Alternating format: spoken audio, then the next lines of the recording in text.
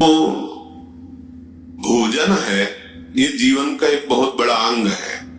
हमारे प्राणों का पोषण होता है और सूक्ष्म बात, इससे हमारे मन का निर्माण होता है। अगर हम अपवित्र भोजन, गंदे विचारों से युक्त बनाया हुआ भोजन, अधर्म के द्वारा कमाए हुए धन से भोजन, तो हमारे मन को वासना में कर देगा, मलिन कर देगा और बुद्धि को निर्णय ठीक करने की शक्ति का अपहरण कर लेगा। अगर हम इस पद्धति से भोजन पाते तो हमारी बुद्धि प्रकाशित होगी और मन ठीक हो जाएगा।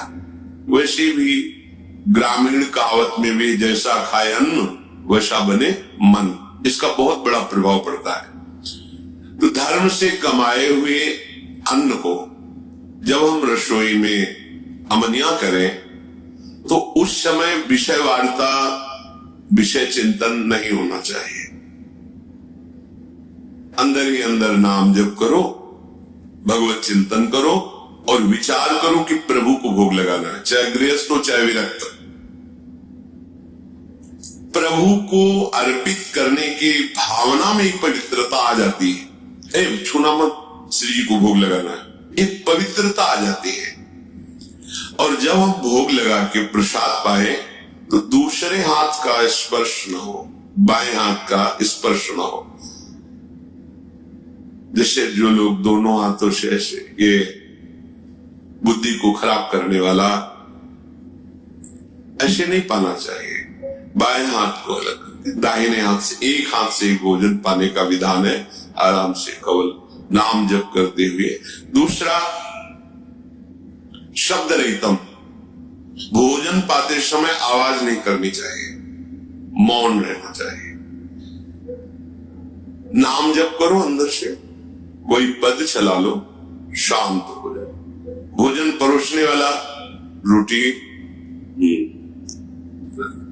हल्ला मचा के ये ऐसा नहीं। वो जब आपके सामने परोसने आ रहा है, वो जो दे रहा है आपको आवश्यक है, ले लीजिए।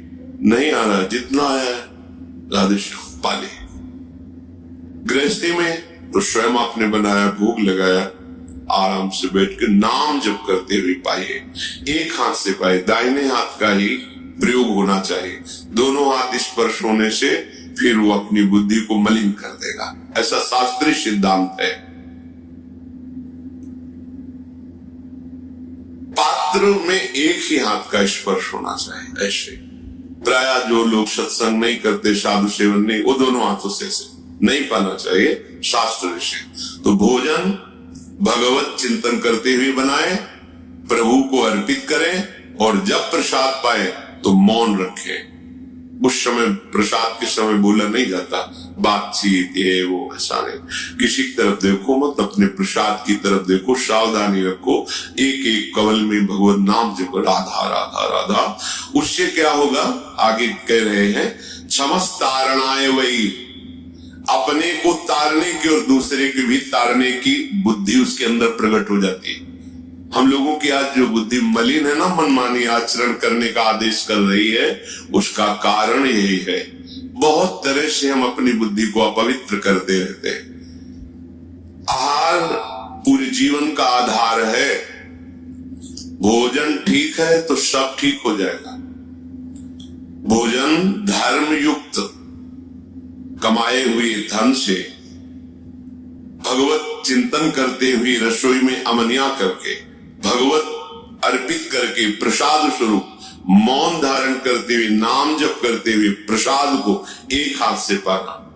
इससे क्या होगा, कह रहे हैं, सात क्षमस तारणाए वही, वो अपने को भी तारने में समर्थ है और दूसरे को भी तारने में समर्थ हो जाएगा। क्या होगा, उसकी बुद्धि भगवत परायण हो जाएगी।